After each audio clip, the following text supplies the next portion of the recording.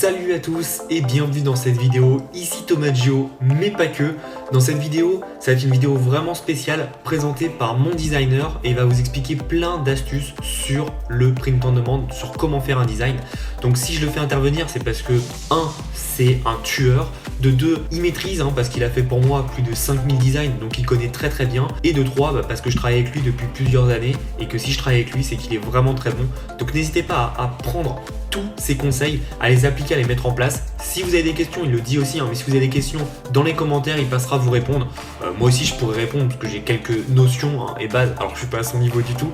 Mais voilà, donc n'hésitez pas, abonnez-vous à la chaîne, likez la vidéo et n'hésitez pas à commenter pour me dire si vous aimez que je fasse intervenir des personnes de mon équipe qui maîtrisent des sujets très spécifiques sur le business en général. Et donc lui, il maîtrise extrêmement bien les designs, c'est lui qui fait mes vignettes, qui fait tout mon branding de mon entreprise et qui fait aussi donc mes designs en print on demand.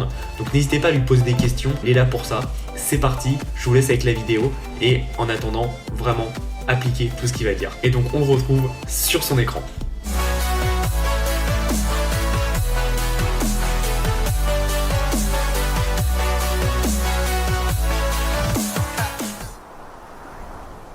J'ai vu pas mal de personnes se demander quelle est la configuration optimale sur Photoshop pour créer des designs destinés au print on demand. Dans cette vidéo, je vais donc répondre à ces questions en vous montrant pas à pas comment paramétrer votre document Photoshop, et je vais également vous présenter quelques gestes à adopter et d'autres à éviter si vous voulez avoir des visuels de bonne qualité. Donc on se rend sur Photoshop, on va créer un nouveau fichier. Et donc pour commencer, la première question qu'il faut qu'on se pose, c'est la question du support. Sur quel support est-ce qu'on va imprimer notre design? Est-ce que ça va être un t-shirt? Est-ce que ça va être un mug? Est-ce que ça va être... ça pourrait être autre chose, ça pourrait être une banderole, une grande banderole de 4 mètres par 5. Voilà, donc c'est très important déjà de se poser la question du support. Ça va induire en fait la façon dont on va créer notre fichier. Bon, ici en l'occurrence, on va partir du principe que c'est pour un t-shirt. Donc on va faire la configuration suivante, c'est-à-dire qu'on va mettre en 4000 pixels par 4000 pixels. Alors vérifiez bien ici que c'est coché en pixels et non en pouces ou centimètres ou autre chose. En résolution, on va mettre du 300 dpi. Vous pouvez mettre entre 200 et 300, voilà, c'est bien. En pixels par pouce, en couleur RVB, 8 bits et fond transparent. Alors, s'il y en a qui s'y connaissent un petit peu, vous allez peut-être me demander pourquoi en couleur RVB et non en CMJN, en sachant que le CMJN est censé être optimisé pour l'impression. Eh bien, en fait, j'ai pas tout à fait la réponse, mais de ce que j'ai compris, les imprimantes qui sont utilisées dans le print on demand, elles font une conversion directement du RVB au CMJN. Donc si en fait vous faites un fichier en CMJN, il va faire une conversion CMJN vers le CMJN, alors qu'en fait votre fichier est déjà en CMJN, donc ça va en fait plus dégrader l'image qu'autre chose. Donc on se met bien en couleur RVB et on fait créer. Donc voilà, une fois que ça c'est fait, la question suivante qu'il faut se poser, c'est la couleur du support. Si le support est noir ou si le support est blanc, ça va être complètement différent. Vous allez faire votre design de façon différente. Évidemment, votre design, vous n'allez pas le faire en noir si votre support est noir. Ça va pas se démarquer, ça va pas se contraster, et donc il sera pas visible, ça va pas marcher. Donc premièrement, il va falloir se poser la question donc, de la couleur du support. Et ici, on va partir du principe, par exemple, que le support va être noir. On va imprimer sur un t-shirt noir. Donc on va venir créer un rectangle ici de couleur noire. Alors ça, ce rectangle, une fois qu'on l'aura fait, enfin une fois qu'on aura fini le design, on l'enlèvera, on le masquera. Là en fait c'est juste pour faciliter la création du design, vraiment pour avoir un aperçu le plus réaliste possible de ce qu'on est en train de créer. Évidemment, si là votre support est censé être blanc, vous metteriez un rectangle blanc et non un rectangle noir. Voilà. Et puis d'autres couleurs bien sûr si vous avez d'autres couleurs. Voilà, donc là on va le laisser en noir. Et donc là on est ready, on peut commencer à créer notre design. Alors ce tuto, je vais pas vous montrer comment faire un design, c'est pas le but. Ce sera pour une autre vidéo à la limite. Je vais juste, voilà, ici là c'est vraiment, je vous montre les configurations optimales. Donc je vais pas m'attarder sur la création du design, je vais partir du principe que ce sera soit pour une autre vidéo, soit que vous savez le faire. Donc on va se mettre en blanc quand même, étant donné que, comme je vous le disais, il va falloir contraster. Et on va marquer votre design. Voilà, on va faire un petit truc comme ça, on pourrait le mettre ici. Hop, je le centre. Je vais l'agrandir un petit peu, CTRL T, toujours. Voilà, hop. Ici, on va pouvoir marquer ici, voilà.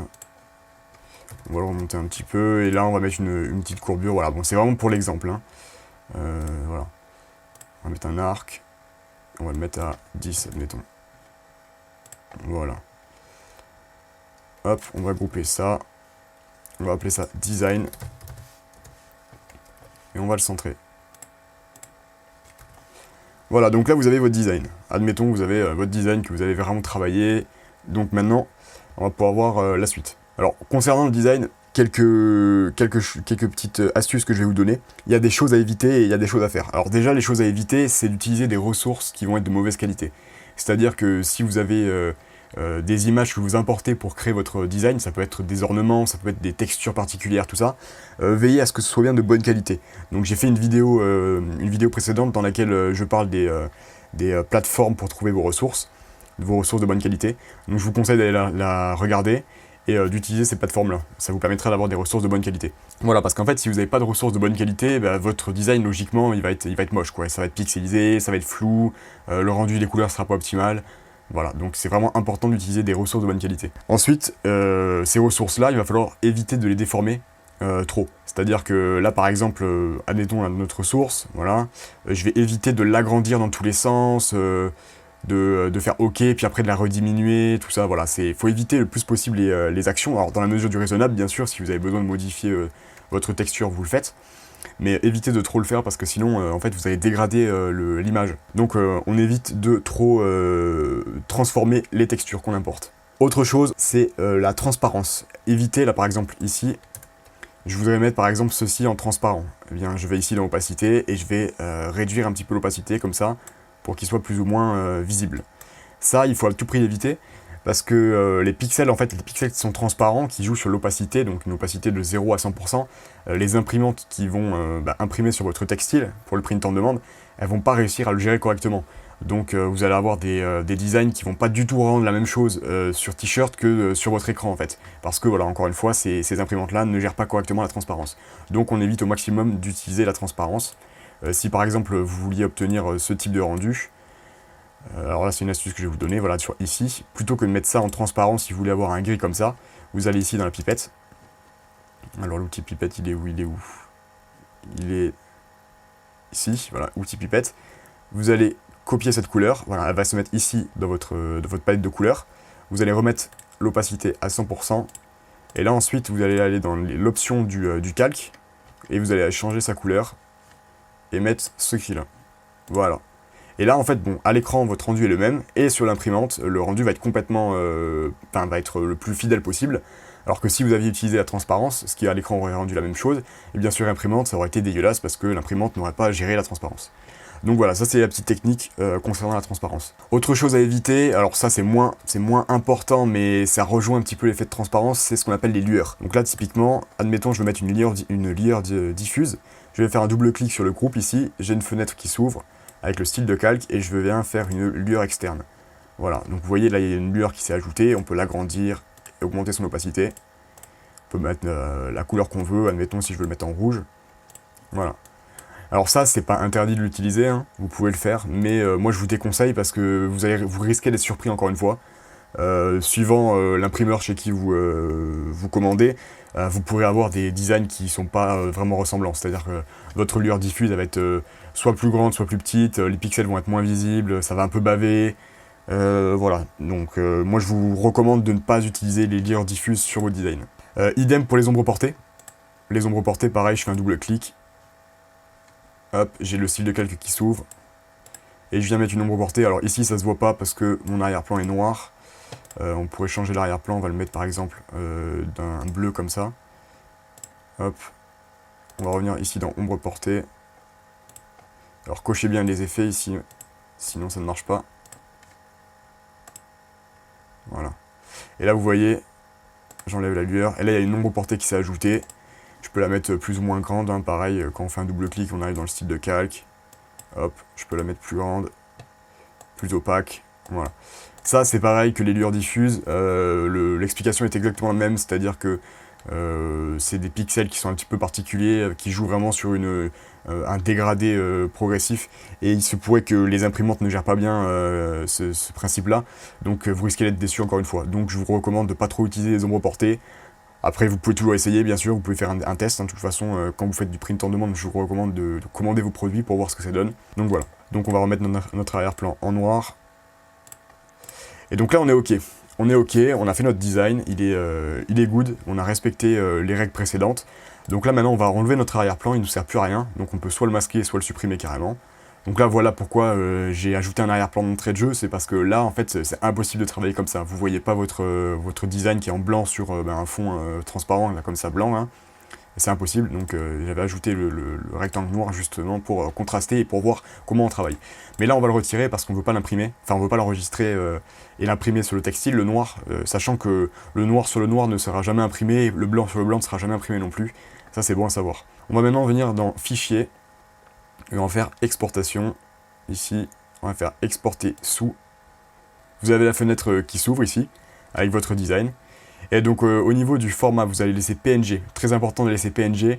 Le PNG, c'est le seul format qui gère la transparence. Si vous enlevez le format PNG et que vous mettez par exemple un JPEG, vous n'aurez pas la transparence et du coup vous allez avoir par défaut un gros carré blanc derrière. Et c'est absolument pas ce qu'on veut. Alors, vous cochez bien transparence parce que sinon ça sert à rien. Si vous prenez un PNG mais que vous n'utilisez pas la transparence, il n'y a pas d'intérêt. 4000 pixels par 4000 pixels, ça on n'y touche pas en fait, c'est les configurations qu'on a mis à la base. Donc tout ça normalement on n'y touche pas. Et là c'est bon, et là normalement convertir en sRVB qui est coché, vous laissez comme ça, et vous faites tout exporter. Et là vous allez choisir l'endroit où vous voulez l'enregistrer, voilà, et vous lui donnez le nom que vous voulez, on va l'appeler design, et vous laissez bien en .png et vous faites enregistrer. Et voilà, vous avez votre design qui est enregistré dans le fichier, dans le dossier que vous avez sélectionné. Voilà, et voilà, vous êtes prêt à le mettre en ligne, vous avez tout ce qu'il faut, vous avez les bonnes configurations initiales, c'est-à-dire la bonne taille de document, vous avez respecté les règles de l'ombre, portée, la lueur et la transparence, qu'il ne faut pas utiliser, ou du moins le moins possible, et vous avez correctement enregistré votre design, vous l'avez correctement exporté en .png avec la transparence, donc là c'est nickel, vous n'avez plus qu'à le mettre sur la plateforme de print en demande que vous voulez, et puis lancer les commandes, lancer l'impression, et c'est tout bon. Donc dans cette vidéo, je voulais également vous présenter une petite technique, disons un peu de bricolage, si vous voulez trouver en fait la dimension de votre support, parce que tout à l'heure je vous ai montré du 4000 par 4000, ce qui est un carré en fait, mais vous pouvez avoir par exemple sur vos t-shirts, d'ailleurs c'est souvent le cas, la zone d'impression qui est plutôt rectangulaire et non carrée. Donc comment faire pour trouver une bonne dimension qui correspond à votre t-shirt en fonction voilà, de l'imprimeur. Donc je vais vous montrer, vous allez vous rendre sur votre imprimeur, votre plateforme, donc ici en l'occurrence je suis sur Printful, mais ça peut être sur TipHop, ça peut être sur Printify et sur n'importe quelle autre plateforme. Vous allez cliquer sur déposer votre fichier et vous allez choisir un fichier au hasard. Alors moi j'ai choisi une flèche, là voilà, c'est vraiment du hasard. Le but en fait c'est de faire apparaître la grille, cette grille là. Ce que vous allez faire maintenant c'est que vous allez prendre l'outil de capture d'écran, vous allez faire nouveau et vous allez sélectionner exactement la surface de la grille. Voilà, alors prenez le temps de bien voir, voilà, comme ça. Ici, je vais faire enregistrer et je vais aller la mettre là où je veux. Une fois que c'est fait, on se rend dans l'endroit où on a enregistré le fichier. On va cliquer dessus, on va faire un clic droit. On va faire propriété, détail. Et ici, on va avoir les dimensions de l'image. Donc là, on voit que c'est du 226 par 300 pixels. Donc c'est 226 pixels de largeur pour 300 de hauteur. Et donc en fait on va utiliser ce ratio et on va le rapporter à 4000 pixels pour avoir la dimension de notre fichier. Donc pour ce faire on va ouvrir la calculatrice et on va venir faire un produit en croix. Donc le produit en croix, voilà, on veut que le 226 pixels corresponde à 4000 pixels. Donc on va faire 300 multiplié par 4000, le tout divisé par 226. Et ça nous donne 5309, donc on va arrondir à 5310. Et donc on créera un fichier de 4000 pixels de largeur par 5310 de hauteur. Voilà, donc c'est une petite technique qui marche bien, qui marche à peu près à tous les coups. Alors c'est du bricolage, on va pas se mentir, hein, voilà. Mais franchement je vous recommande d'utiliser cette technique si vous n'avez pas d'idée précise de la taille de votre fichier et si votre imprimeur, enfin votre plateforme, ne donne pas d'informations là-dessus. Donc voilà, ça c'est une petite astuce à connaître. Je voudrais remercier Thomas de m'avoir permis de m'exprimer sur sa chaîne. Donc merci à toi Thomas, c'est sympa. J'espère que la vidéo vous a plu, que ça a été clair. Si vous avez la moindre question, surtout n'hésitez pas à la poser en commentaire, j'y répondrai moi-même. Et j'en profite aussi pour vous dire que si vous avez besoin d'acquérir des compétences en graphisme pour votre business, j'ai justement une chaîne qui traite de ces thématiques-là. Donc n'hésitez pas à venir y faire un tour, ce sera avec grand plaisir que je partagerai mon savoir et mes connaissances avec vous.